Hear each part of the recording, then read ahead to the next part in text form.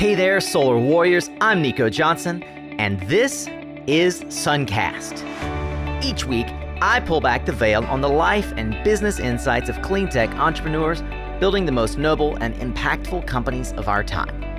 I hope what you learn from this conversation is a catalyst for your own growth. So thanks for tuning in, and welcome to our tribe.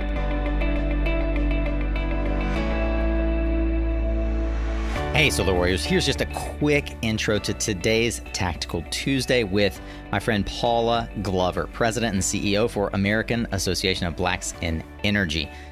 AABE is a national energy trade association that represents all sectors of the energy industry, and I really appreciated and enjoyed having Paula come speak to our SunCast Career Summit back in September.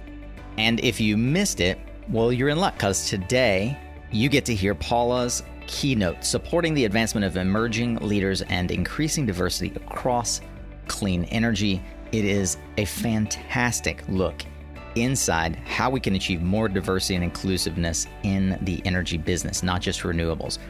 If you haven't yet subscribed or checked out the rest of the SunCast podcast catalog, then I would encourage you to go over to www.mysuncast.com. That's where you can subscribe to the newsletter, and you can click on any of the podcast player links that you are probably already listening to. So just click subscribe in the podcast player you're in. That's it for me right now. I love you. Thank you for tuning in on a Tuesday, and I hope that you have an amazing week. Stay tuned at the end to hear more about what else we have coming for you this week. But for now, let's dive into this Tactical Practical Tuesday conversation on SunCast. Welcome back to session 2 of day 1 of the SunCast Career Summit. This is the keynote session with Paula Glover, President and CEO of the American Association of Blacks in Energy.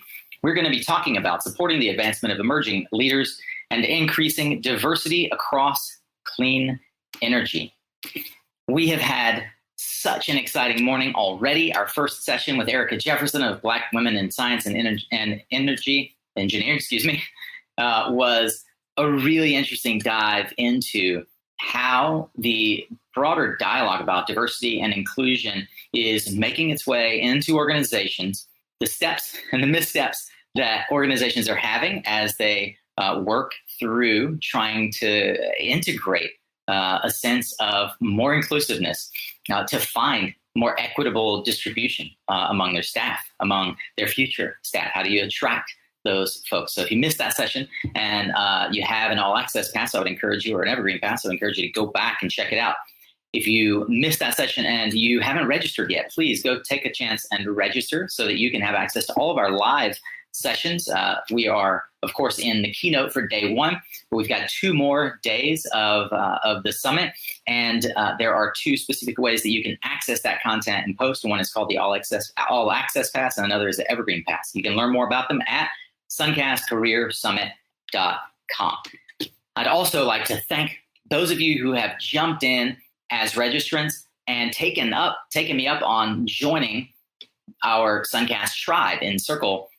We had a special little treat for you there. We had a fun speed networking session that we just wrapped up. I got a chance to meet folks that have got 20 years in oil and gas in Houston, others in construction that are looking at getting into clean energy.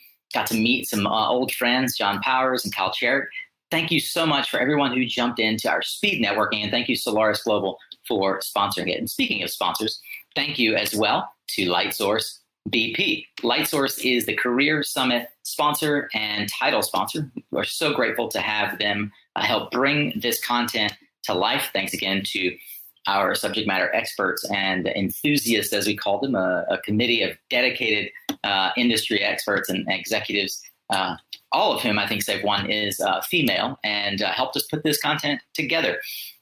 We are going to head into a conversation about how are we as an industry supporting emerging leaders. And by industry, I'm, of course, personally and particularly focused on clean energy, but clean energy is a sector of broader energy, what many may call traditional energy. Our guest today is Paula Glover. She has 26 years in the energy space, back in 1989, starting at a gas company. We're going to talk a bit about that. She is today the president and CEO for American Association of Blacks in Energy, as I mentioned, which is a trade association with 2,000 members across 40 chapters nationwide here in the United States. And it focuses on representing the voice for African Americans and other minorities in energy policy, regulation, and environmental issues. So happy to have Paula here with us today. Paula, good to see you again. Good to be here. Thank you so much for inviting me. It is genuinely our pleasure. Our job and opportunity here is to help create a platform and a moment for a dialogue where we can explore what's happening here in the United States, an awakening about the need for removing some of the systemic roadblocks to career advancement for everyone. I know, and we're going to talk about specifically, some of the perspectives that you have around things like energy insecurity. But before we get there, could you give us a better understanding of how you came to join the energy business broadly? I mentioned you've got nearly 3 decades of experience. What's been your journey from a career starting out sort of in customer service and moving all the way up into executive roles? Yeah, sure. I'm happy to share that with you. You know, I started out in 1989 working in customer service, actually working in the business office in a small gas company in Connecticut, where customers could come in to pay their bill, make payment arrangements, get new service, have their service, all of that. And, you know, and I often tell people that for me, it was the most important job that I've ever had. It was certainly the most informative job that I've ever had because it was direct customer contact in a way that many of our companies don't do anymore, where someone could come in and if they had a problem, they would talk to you. And in that experience, I got to see people sometimes in the most dire of need, maybe having no income, an enormous bill, and being shut off and winter's coming around the corner. And so it certainly heightened my sensitivity and awareness about what people, generally speaking, go through and our gas customers go through, but also how important a service it is that we provide in this business that we're in.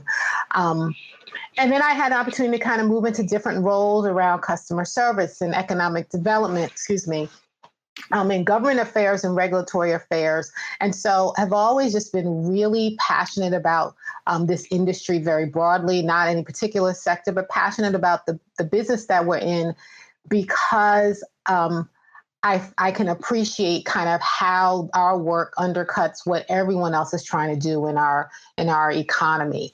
And the other side of that is, listen, I can remember being a kid and having the electricity shut off and my mom struggling to get that bill paid and us boiling water and all the things that you do to just kind of make it until you get that essential service. And so it's really why I really love this industry as much as I do. You've had a journey that is admirable and remarkable, going, as I mentioned, kind of climbing up through the ranks as an executive. Before joining AABE, where did you focus your career with regards to serving the broader energy industry? You know, I actually focused my career through the association, which is kind of a weird thing. Okay. You know, I was 22 years old in an organization where there were very few people of color in a unit that there were even less. And I heard about this organization of Blacks in Energy. And if I'm to be honest, like that was enough for me. I was like, oh, there's an organization of Blacks in Energy. Let me meet these people and find out what they do. And it helped to build a tribe for myself, as you described, SunCast, and you have a tribe. That allowed me to build my own tribe.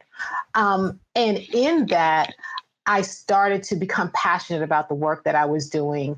And I've always been a person who had this interest in, you know, when I was a kid, I wanted to be a teacher or a social worker. So I've always been the person who's trying to figure out, like, how do you do more beyond yourself? And and Abe really showed me that I could do that in energy in a way that I had not imagined, right? By being a member and by advocating, and that by understanding the business that we work in, as all the people who are participating in this event do, you can effectuate change in a different kind of way just by having the knowledge that a lot of people don't have. And so that's really what kind of kept me grounded in it. And even if I was in a position or an organization where I felt like I needed a change, I never wanted to leave the industry because I found a calling in kind of being able to take my professional knowledge and apply it in other ways. Yeah. So I mentioned that you now have taken the role of president and CEO of AABE, an organization that you've been with for a couple of decades. How does the mission of AABE support a more diverse and inclusive energy landscape? Sure. So, the association was founded, and I'll tell the brief story of how we were founded because I think it's relevant and it's important. Back in 1974, 75, we had the oil embargo. I remember the oil embargo. I remember the long gas lines. And our founding members actually, after Jimmy Carter was elected president, he brought together a group of people to talk about the embargo and talk about how can the United States no longer be really dependent on foreign oil. So imagine that we had that conversation in 1976, 77. We actually just got there 3 to 5 years ago. But in that, there were no people of color in this group of individuals that he convened. There was actually no one who worked in the energy industry. There were no industry people in this group. And so my chair, my former founder said, really asked the question of why are we not included? And the response was just we didn't think that you guys cared about that stuff. We didn't think Black communities cared about stuff like that. And the association was born. Wow. But what we know for sure, what data tells us is that communities of color pay more for energy across income deciles, right? That the Energy Information Administration does every 5 years a residential energy consumption survey. And in that survey, what they found was that about 25% of all households are energy insecure. And what I mean is that at least 1 month a year, they are making a choice between paying their bills or food or medicine. That's what happens now. If you look at Hispanic households, that number drops up to 40% of Hispanic households and 50% of African-American households. And so it's important, one, to get policy right because the impact is so great. But diversity is also important because all of us who work in this business know that this also is a business that can create a pathway to the middle class for families. It really does help. There's economics behind it that are very powerful, right? And quite lucrative in some cases. And so we all consume this product. Why would we all not be represented in it? It's not like we can choose not to use energy, right? We rely on it for our medicines, for refrigeration, for our heat, for our lights, for our phones, for our tech. We all rely on it for our vehicles, public transport, whatever it is. And so at its base level, then for the association, we should all be represented. We should all benefit from the product that we all use. And I think that's really, for me, really the first argument for why diversity is really important in this industry. Yeah. Thank you for unpacking that. I'd like to explore it a little more because, as I mentioned in the lead up, policies are a core programmatic focus for AABE. Where do you see deficiency in public policy that is not serving the diverse communities that could have access not only to equal employment, but to job career growth? And are there particular policies that AABE is championing to help solve it and resolve these issues? Sure. So I actually think about policy in this way, and I don't know who first said this, but this idea of starting with the end in mind. Start with the end in mind, which means what does success look like? And then figure out what are all the things that intersect into that one problem, right? So for example, we can talk, and we do talk a lot about workforce development, right? And how do you provide opportunities for people to get job training, to get job opportunities? I think that's great stuff. We don't tie that conversation to public education.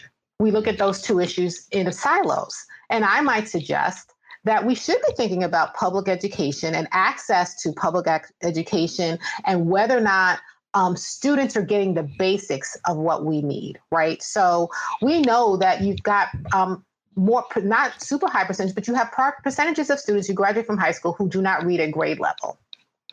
right? So educators will tell you, you learn to read up through grade 3, you read to learn grade 3 after.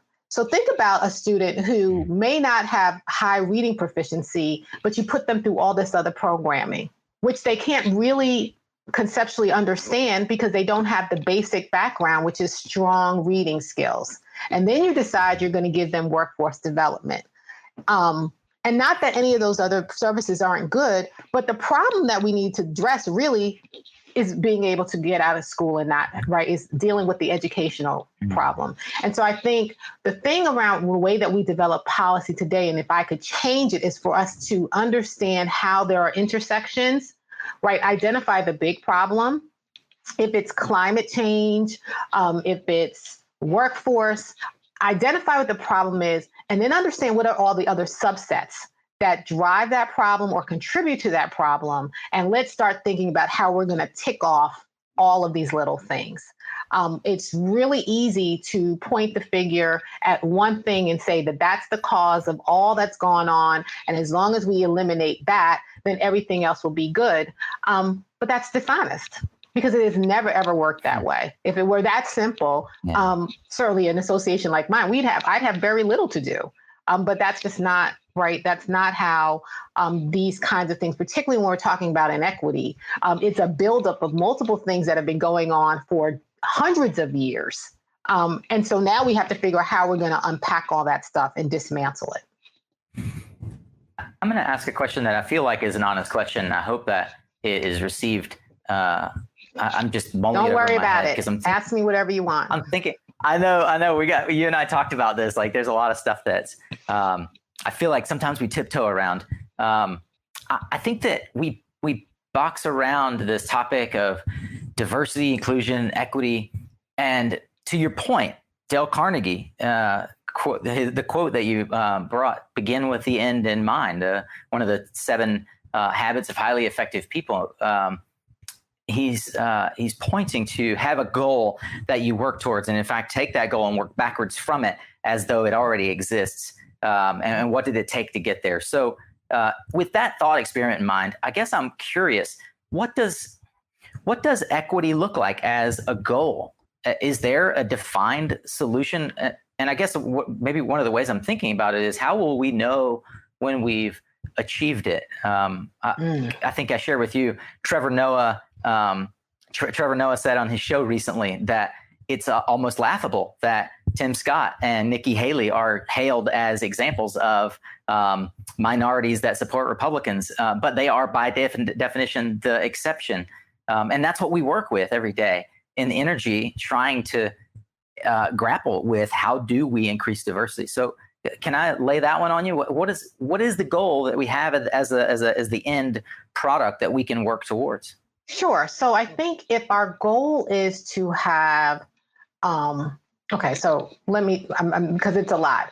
If we were talking about just inequity general, right? So if we're talking about the day and times that we are in the United States today, right, where we're really trying to confront social injustice, racial inequity, and all that stuff, there is so much in there that we actually have to deal with.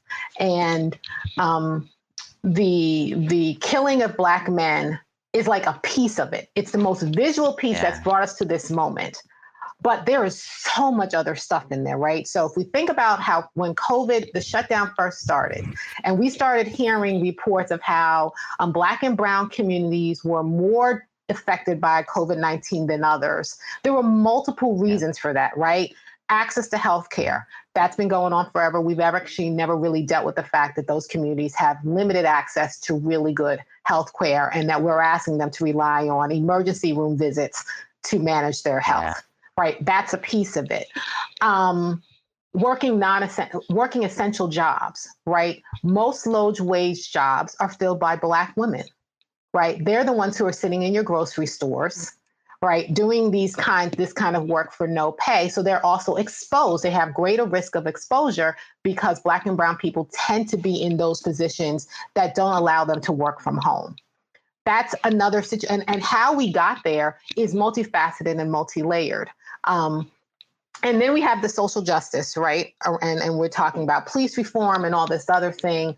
And so I just think that there's so many layers to it, and what we want, right? Because it would be easy is just to say, well, if we solve this problem, then all the other things will go away and we're good, right? But I've sat on panels with people who will talk about housing and they'll start with redlining. And so what is redlining doing in terms of ensuring that Black and brown people could only live in certain communities? And that we didn't want them to be in places that had access to better transportation, better school systems, like all of that stuff feeds into this larger narrative. And so, so it's starting with the end in mind. But the other thing that you'll hear folks who do a lot of project management say is, what is actually the problem you're solving for? What exactly is the problem that we're trying to solve for? And then let's work with that. So if we're talking about problems in energy, and we can even talk about climate change as an issue, right? We talk a lot about increasing access to renewable energy, right? And getting off of fossil fuels. I think we should absolutely increase access to renewable energy. I don't think there's nothing wrong with that. But it's not just about the oil companies. It's about our own behavior. Right. It's about our own behavior. And so if we're going to talk about it, we need to talk about how do we contribute, even as individuals, to that. And then we have to be honest about the things that we can do in the time frame in which we can do them. Right. Yeah. So we are heavily reliant, even if you decide that we're not going to burn fossil fuels for our electricity generation. And I'm not entirely convinced that scientifically you can get there as quickly as we want, and certainly not in a price point that's going to work for everybody. But we don't talk about the abundance of products that we rely on that use petrochemicals. What are we going to do about that? Right? We don't talk about the fact that overwhelmingly we're still buying SUVs. What are we planning to do about that? We're not talking about the fact that we don't have access to public transportation in a lot of metropolitan areas that would allow people to get to and from work. What are we going to do about that? And so I think what I'm suggesting is that there's so many other subsets to these issues that we need to be exploring if we really want to get to an end state that works for people. And that we're doing ourselves a collective disservice by acting as if there's one solution to a problem that has lots of different facets to it. I love this. See, I knew you were going to show up. I knew we didn't need a keynote speech. That's right. And I'm glad I'm not giving one. Yeah, no, but you're giving a master class on how to think about this problem. And that is what we want to have in the room. We want folks that can educate, inform, and speak to the as you said, the insecurities, the inequities that we all face, that we don't all face, in fact, but that are abundantly and let me add that I think diversity is another one of those things that is so multi-layered, right? That it's not just about we need a more diverse workforce, and as long as we hire diverse people, everything is going to be great. No, it's not, because a lot of our workplaces are not set up for that. Right. And I don't mean like physically set up for it, but they're not set up for, right. When someone says, I want you, Paula Glover, I've hired you, and I want you to bring your authentic self to work. You actually don't know what that means. Right. You don't know what my authentic self is. Right. So and do you really want me to bring my authentic self, or do you want me to bring Paula, the Black professional who knows when to temper some stuff back when it's required to make my colleagues feel comfortable? Right. And are we as a workplace and as leaders of companies willing to be honest with us enough with ourselves that dynamic exists? Are we willing to go there? That's right. Are there biases in our workplace? Absolutely, because people work there and we all have them. That's not a black-white thing. That's a people thing. We all have our biases, right? We all think about leaders in a different way. When I started my career, women who were in leadership positions should be like men. You wear the blue power suit with the red scarf as a tie. And if you're gonna be a leader, I need you to be masculine. That's what it was like in 1989. And then we start to see a shift, right? That has nothing to do with whether or not you're an effective leader, right? We started talking about emotional intelligence. We started talking about how do you read a room. And so even when we talk about diversity, equity, and inclusion, we have to, I think, acknowledge that there's a whole lot of stuff in there that we all collectively have to work on. But I would say the first thing we need to do is be really honest about who we are as individuals, but also what our workplaces really are, not what we say they are when we put the values on the wall.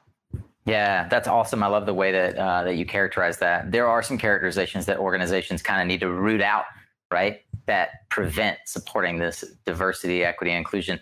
I've heard you say before that there's kind of a priority stack for diversity, inclusion, and equity. How do you stack rank those if that's a thing?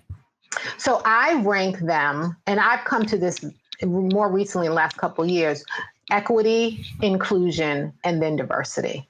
I think part of the failings that we've seen in our DEI programs is that we started with diversity first, right? So we've done a lot around how do we recruit students and what institutions are we recruiting them from.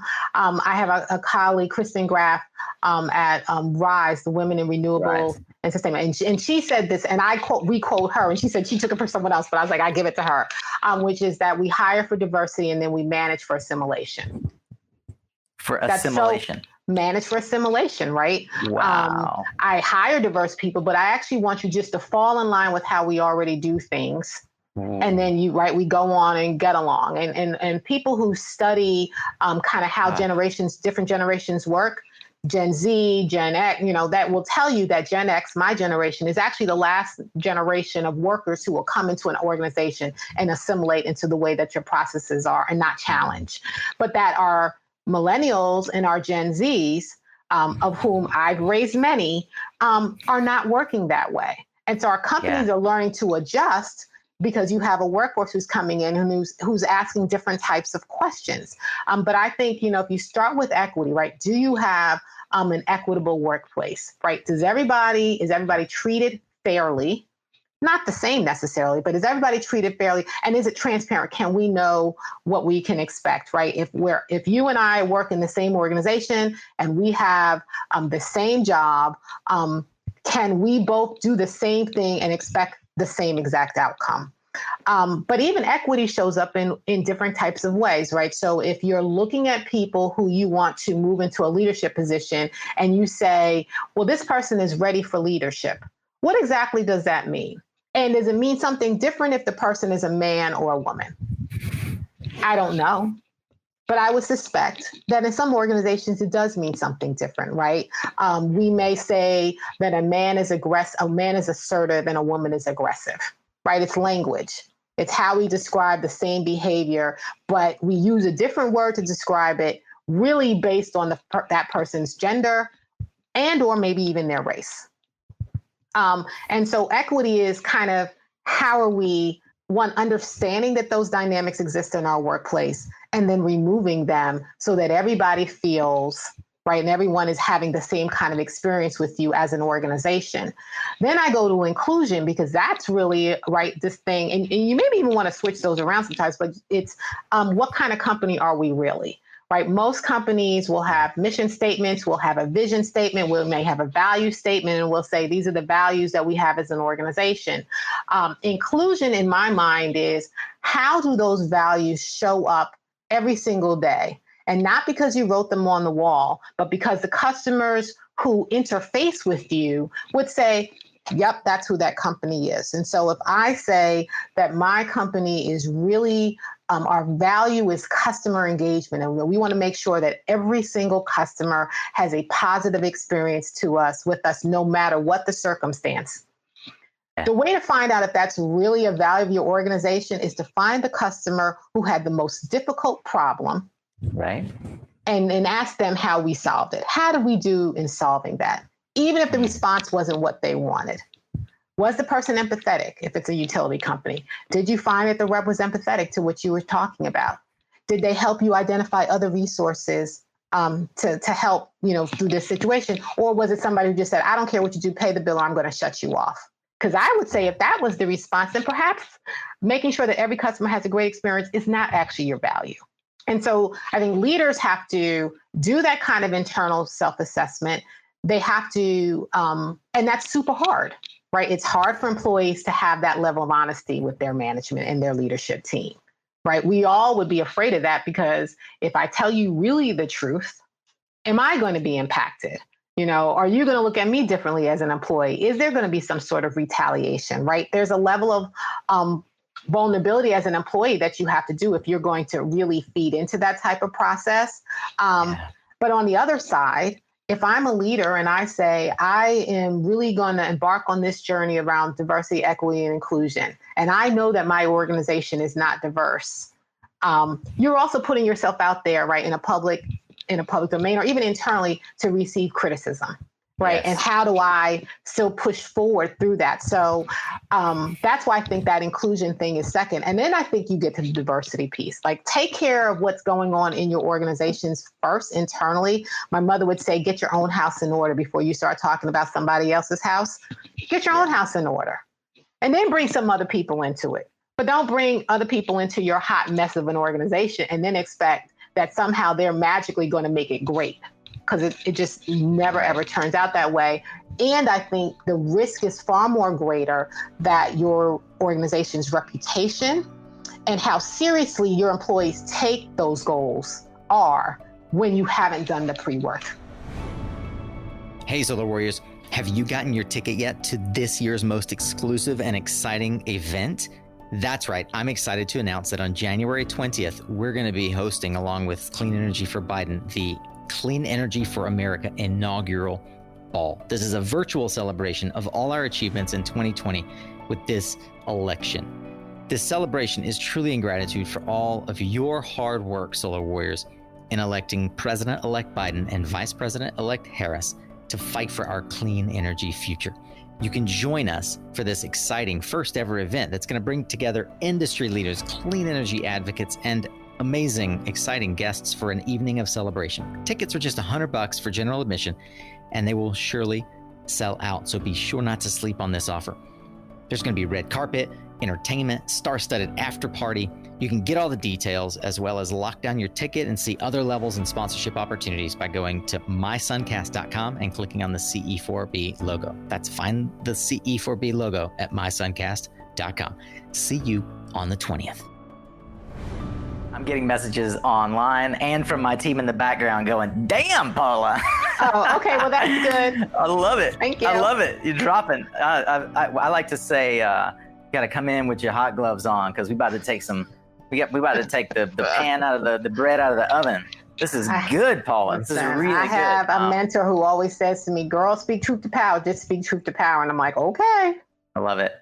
I'm personally inspired. I'm thinking about not only the program that we have here, and I mean, it's all tying together in such a way that I couldn't have asked for. So can I add one more thought? Excited. Yeah, please do. Because here's the other thing that I will say is that this is not a you problem or me problem. Like, this is an issue that we all collectively contribute to solving. During the course of the summer, there have been a lot of not a lot, but there have been some articles, right? Even in the Wall Street Journal, about the exhaustion of being a Black professional and trying to walk through your organization and do your job and act as if what's happening in the world is not really occurring. Or being the only woman employee or the only person of color, and then trying to be the representative, or feeling like I'm the representative of the race and the agenda for these people. Like, those are real things. And even when you are that person, and I have been that person, and you are absolutely sick of it, you still got to do it, right? Because we all have a place. I can't work for SunCast and say, well, this is Nico's problem and I don't have a role to play. I absolutely do have a role to play, right? I have to have the courage to be able to say to you, if I see something that ain't quite right, Nico, let me just talk to you for a second. That's not cool, and here's why, right? We all have to show up. If we're really interested in diversity, equity, inclusion, then we collectively have to show up. And we all have a role that we can play, big or small. There's something for us to do in that. Yeah, I want to shout out. We'll play some of our fancy tools here, but shout out to HG. He says, by leading with equity, it helps explain a Black community matters. I'm seeing it. Yeah, that's exactly it. Thank you, HG, who is a dynamic leader, might I add. Yeah. Like, he's a great leader. He totally is. I know he's a big fan of yours, and I'm a big fan of his. Yeah. our friend Matt Harris over at SEI said there's still so much listening and understanding needs to take place. And I find that, anecdotally, as we reached out, I, as a 41-year-old, 15-year sort of solar energy executive, white male, privileged as one could possibly be in this industry, I encountered time and time again CEOs, two of whom are going to speak after you today, who were unwilling to say, hey, who were completely humbled to say, I'm not the example. I'm sorry, I don't want to be the example. We're still like very much in the throw here. And I think that's where many organizations find themselves right now. And I'm personally encouraged to see the number of even white female leaders in our industry say, I don't have this figured out yet. I'm trying to figure it out, which is one of the reasons why we wanted to invite Erica and you to come and help sort of open the door, help us get a little more insight into the narrative. I feel like this is a pseudo unconscious bias training right now. I mean, it's scary a little bit, right? I think people want to have the answers, and they want the answers to be kind of easy, and certainly the answers to be fast. And my response is always kind of like, it took us 400 years to get here. You're not going to solve it in 6 months. You're just not, right? That's right. That doesn't mean that we don't try to solve it. It just means that we have to really be patient. I think we all collectively have to listen more, because there is, and that my experience is as a Black woman may be very different than someone else's, right? And we have to account for that. That just because I said that this is how it worked for me, doesn't mean it worked this way for everybody. And the same would be for you. And so all of that, because we're talking about people, it's something that you can be afraid of.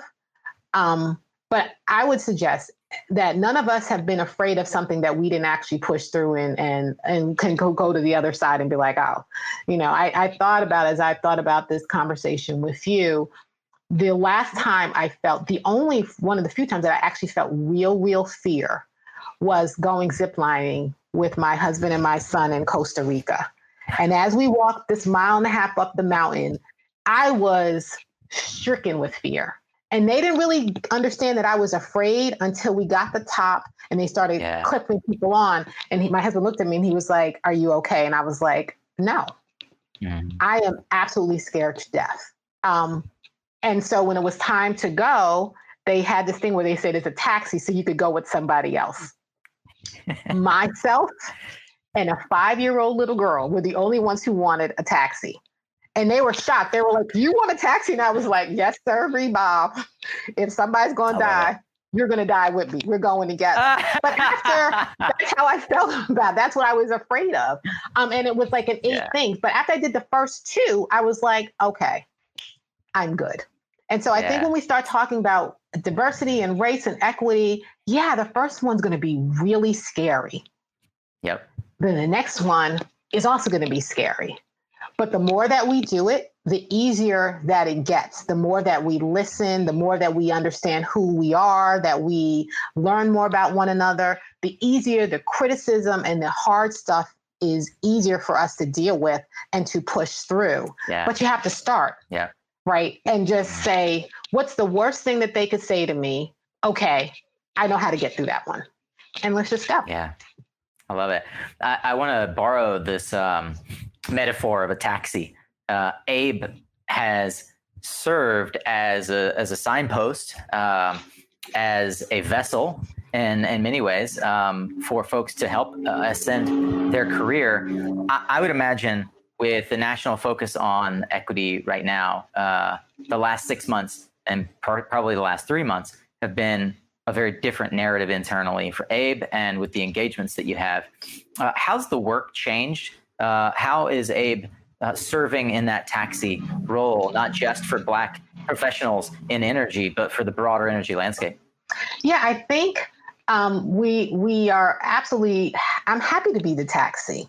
When I first got this job, the first 8 months and I was asked to speak, it would always be about I want you to talk about being a woman in energy, talk about being African-American woman, and I wouldn't do it. Like I just wouldn't. I would be really insulted by it if I'm to be honest. I was mad about it. I was like, oh, so now you're going to ask the Black girl to do it. Like no one else has to do that. That's how I felt about it. And my husband kept saying, you're being silly. Like, because at the end of the day, if that's what gets you in the door, no one can control what comes out your mouth, but you need to get the invitation to get in the door. And I got more comfortable talking about it. And then this summer, I'm okay with having these hard conversations. I'm okay with helping leaders have these hard discussions. I'm okay with giving them what I think are some little insights and things that people may be thinking about or questions that you need to ask, but also helping them to see that they will be okay. That you're going to hear some stuff that you really don't like, and it's going to really stink. But the good news is you asked the question and you're willing to hear it. And that's a demonstration to those who are talking to you that you're serious. And that's what people want. People want to be able to talk about it, right? Across this, we want to be able to talk about it. We just want to be able to talk about it. It's cathartic. It's healing to be able to talk about it. And it's really the only way I think that you can really move on to some real action. And our industry and cross-sector companies, they're doing some really, I think, brave things because they're trying to finally move the ball forward, as opposed to we as an industry saying, well, that's a social justice issue and that has nothing to do with us. And yet it has a lot to do with the health of your employees, and therefore it has a lot to do with you. Oh, and by the way, while we may not be talking about the interaction with a police officer, that does not mean that racism and bias does not exist in our organizations. It just means that we are really now ready to say, like, what does Iyanla say? Call a thing a thing. We're now ready to say, you know what? Yeah, it exists, and we don't want this here. And so let's figure out how we're going to find out what it is, where does it exist, and then work collectively to get rid of it. And train our employees of color, but also our Caucasian employees about what's okay, what's not okay, why it's not okay. All right. I have a child who came out, and she's a huge LGBTQ advocate. I'm in love with this kid and her fear, and my daughter, her fearlessness. But there were lots of things that I didn't know. And I would say stuff to her and she'd be like, Mommy, don't say that. That's offensive. You never say stuff like that. And I would say, I honestly had no idea. So teach me so that I won't do it anymore. There's nothing wrong with being upfront and honest about like, hey, I had no idea. Please teach me. Right. But once she taught me, she wasn't going to give me a pass if I was using bad language, nor should she. I raised her that way. I was like, you taught me, I heard what you said. So if I do it again, now I'm not going to do it again because I'm sensitive to what my child's saying. And I actually don't want to run around, town insulting people needlessly. Like for what reason? I don't get anything out of that. So I think there's grace that's involved, right? That in our organizations, we do have to give people an opportunity to listen and learn, listen though, and learn. And then we begin to move forward to the next steps. Yeah. I want to honor the incredible amount of commentary that we're getting from LinkedIn, from Miles and HG and Mario, some of the folks on YouTube that are watching live, Matt Harris. There's a collective question. I think I'm going to join Matt and HG's questions. So Matt asks, there's a lot of approaches for companies doing DEI work. Where would you say are, and don't answer yet, but where would you say are the best ways to start? Is it equity training, company assessments, seek resources in your community? And then HG says, well, then back on equity, what should our collective priority be to address now? Is it property ownership, internet access? So there's community approach to equity and what should our priority be? And then there's corporate focus. Where do we start? Yeah. So I would say and this isn't really a cop-out answer, but I don't think they're going to like it. The sad thing is there's way too many places to start that you could almost choose what you want to prioritize, right? So I'm looking at HG's question around, is it property ownership? Yep. Is it internet access? Absolutely. Is there a wealth disparity? Yes. Is there pay disparity if we talk about our organizations? Yes. Do we need to assess our organizations, like Matt says, and do a full company assessment, and I would say assessment before training. Absolutely. Understand where you are before you start to train people, because what are you training them on? Right. We can train people very broadly on equity, and we should be doing that. But we should also understand like what's going on in our companies. I sat on a panel once, and one of the speakers said, hey, has anybody in this room ever had their lunch in the bathroom? And I raised my hand, and there were several of us who raised their hand. And a lot of people like, oh, and was like, yes, because I had to nurse my child. Wow. On my lunch break. Right. And there was no place for me to nurse my baby. So I went into the bathroom because that was the only private place there was for me to nurse. Right. And so I actually knew that that's what she was talking about because that was my experience. For a lot of people, they were like, I can't even believe you'd have to do that. But that's because we actually never thought about it.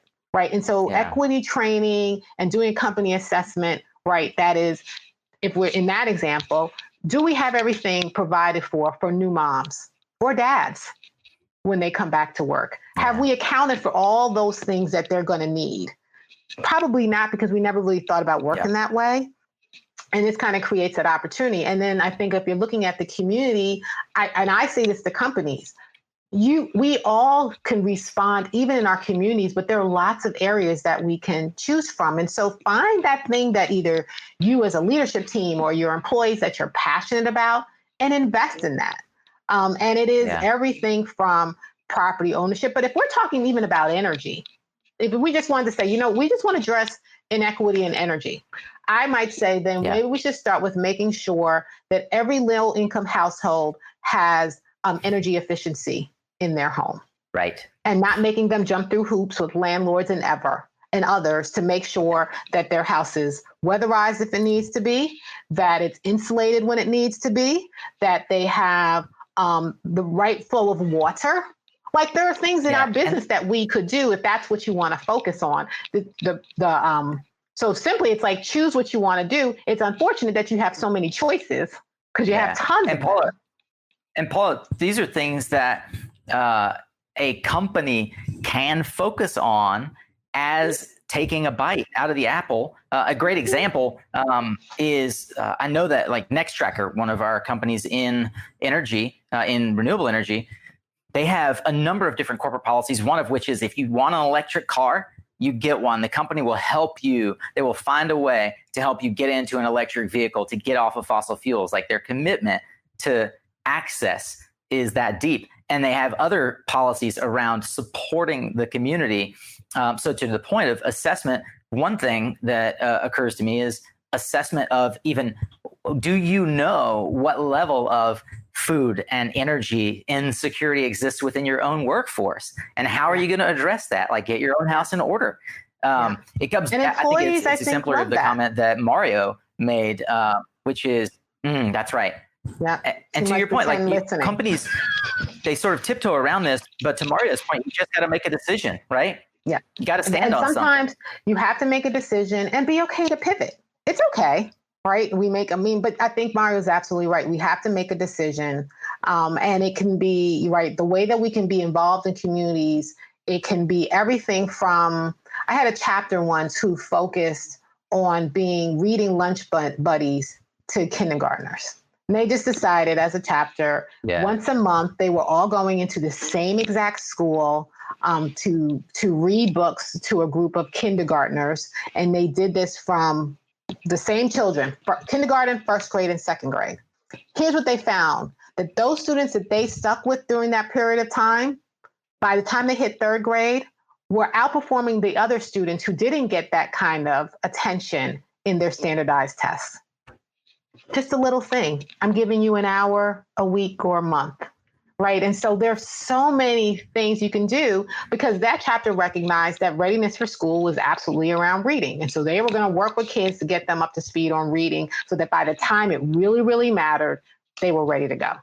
And so there are lots of options, I think, for us as individuals and as organizations. But we have to be patient because I think the problem sometimes is that we want to see the result of this work in a really short period of time.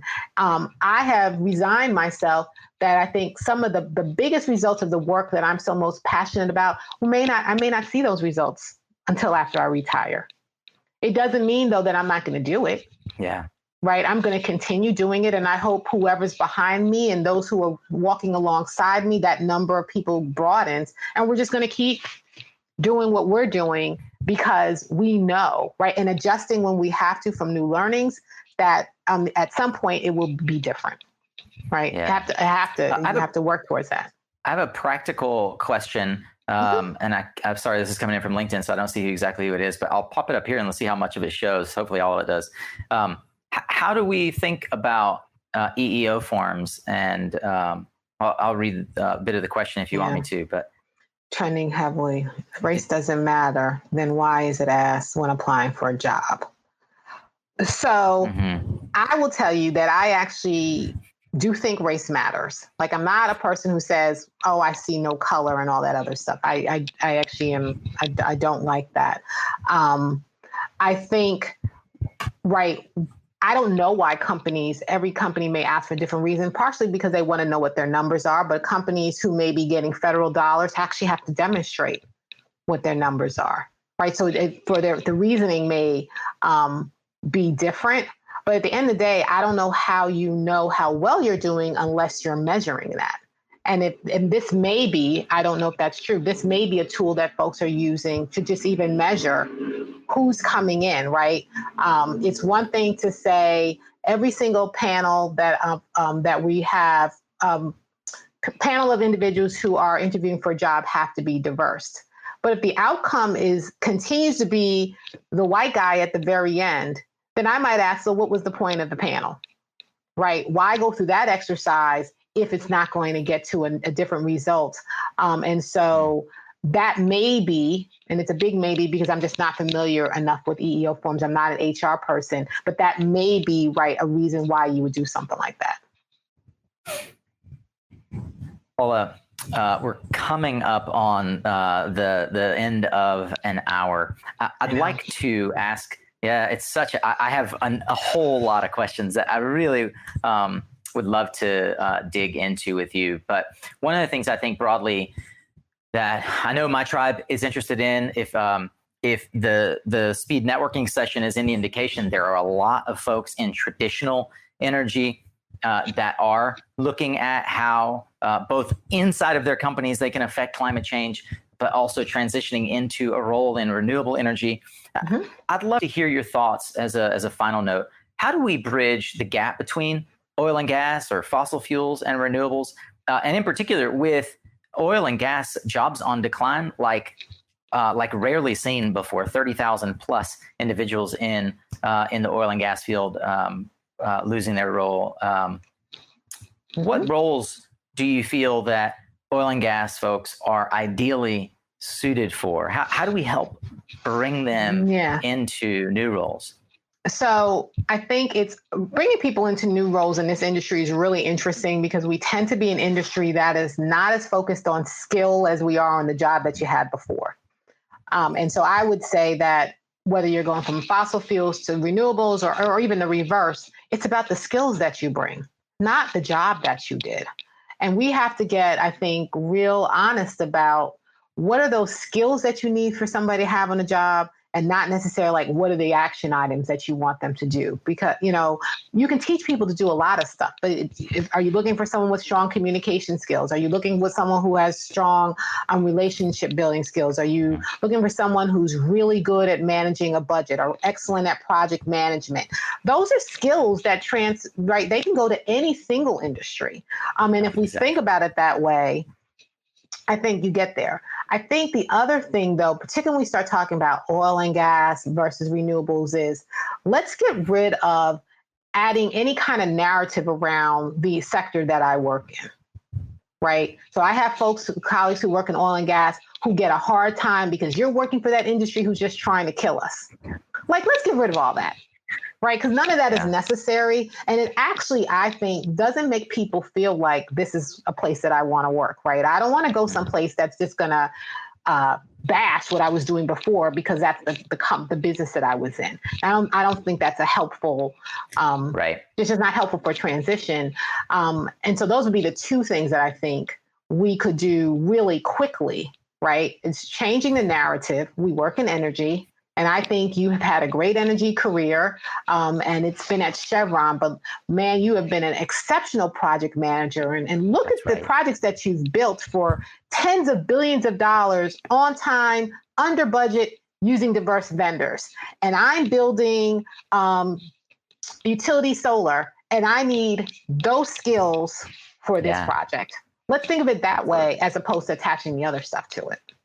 Absolutely. I couldn't have said it better. In fact, I don't think I could have said it even as close to eloquently. Oh, you're so thank sweet. you. Thank you. Well, this has been an absolutely phenomenal conversation. I'm encouraged by the number of voices that are watching along live. Thank you to all of you who are watching, HG and Mario and Eden and Matthew. Just looking back at the list, Miles Braxton, thank you for tuning in. Craig Ernst, so many folks cheering you on. Thank you. LinkedIn, please connect with me if we're not connected. Please connect with me. Exactly. So what's the website for AABE for those that aren't familiar? Sure. So our website is www.aabe.org. Thanks for calling it AABE. Some people don't know what to call it, but we are AABE as in Lincoln. So it's not tough. But please, you can get a lot of information from us on our website. Follow us on Twitter, on Facebook, on LinkedIn. And please connect with me on LinkedIn. You connect with me on Twitter. I'm not as active on Twitter as I should be. I'm trying to get better. But I will respond. If you send me something through LinkedIn, I do respond to those. So please, and join us. Please join us. And if there are things that we aren't looking at and we should be paying attention to, we are always, as an organization, open to suggestions and feedback. And I want to hear from people. Indeed. And we want to hear from you as well. Thanks so much for all those who are putting their comments in LinkedIn and YouTube. Thank you for following along. Just so inspired that so many folks are chiming into this discussion. We would encourage you, hang around for the rest of the summit. We've got two more days. We've got 2 more sessions today, as well as a workshop on overcoming obstacles to D&I hiring, a whole workshop on D&I hiring in action. The next one coming up is with 2 white CEOs in the industry who are going to talk about how and when they sort of recognized that there was a problem inside of their organization. How, as leaders, they are trying to affect and influence change in their organization, what steps they are taking. I think it's a brave thing for them to do.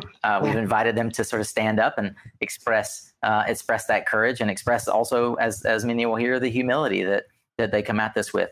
Paula, you're such a vocal, inspiring, and humble leader. Thank you. Not only for your tribe, but now for ours. Yeah, so we're grateful to be able to host you're in my here. tribe now too.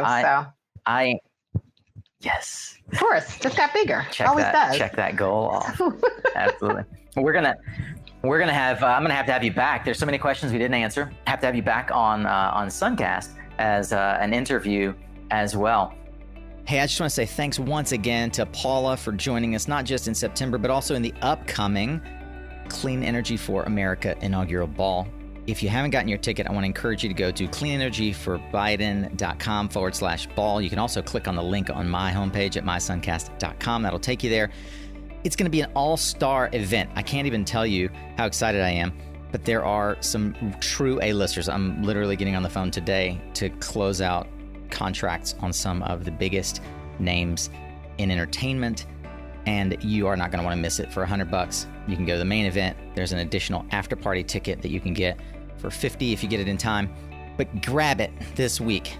I'd like to encourage you to join us in this celebration. I'd also like to ask you, if you haven't already, go comment on our post on LinkedIn about this episode and tell me what it is that you are taking away from this talk with Paula that you are going to apply to your business or your career. Are you looking to create more diversity in your business?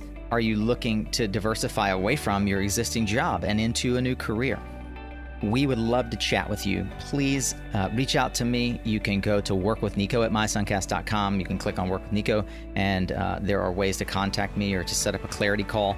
But also, I would encourage you to listen to this coming Thursday's episode, another one of our speakers from the SunCast Career Summit, Mr. Matt Hankey of New Energy Equity, is going to give us the insight into how he built such a thriving and remarkable business at such a young age. You aren't going to want to miss that.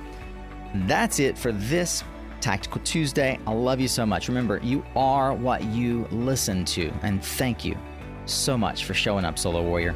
It is half the battle.